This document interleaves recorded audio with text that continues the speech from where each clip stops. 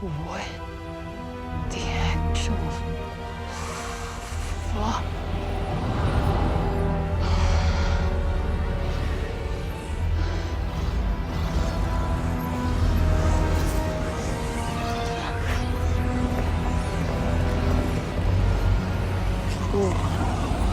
Whoa, wait, stop! So in the April issue of Game Informer, we got this, which is the cover for Forspoken. I'm actually hoping that's the cover for the actual game because it's actually a very gorgeous cover for Game Informer. And it kind of got me thinking, like, am I excited about this game? I'm kind of split. I'll get into it.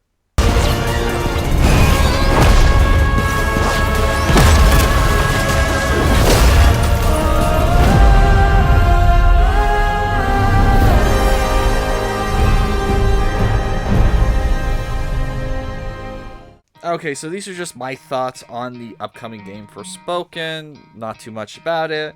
And, like, when this game was first revealed, yes, I was very excited because they were focusing mostly on movement. Movement in this game looks incredible. Absolutely jaw-dropping. It's the type of movement that I've been, like, wanting to see in an open world game. It looks like the movement is a lot of fun. But then we saw more, and I originally thought it was a Final Fantasy 16 trailer, Project Athia. Turned out not to be that. And it turned out to be something called Forspoken. And I think that's a weird title, but, you know, I'm not making it. And we kind of got a look into the game, and there were some things that were kind of questionable to me, i.e. the voice acting. Voice acting seems pretty bad, in my opinion. But, I mean, I can forgive a game for bad voice acting. I mean, I have quite a few of them from the early 2000s. That's not a deal breaker. And, like, the story, I haven't got enough of the story. However, I will say that I'm not looking forward to the modern day segments at all. Simply because, like, they're going to have a heavy focus on showing the main character. I believe her name is Frey. Yeah. Her name is Frey. And, like, they're going to have an emphasis on her being bullied. Like, oh, gee, how original. Every single main character has been bullied. And, like, they give you a quick glimpse of the bullies. It's like this street gang. And, like, the only way to describe it is imagine if a white suburban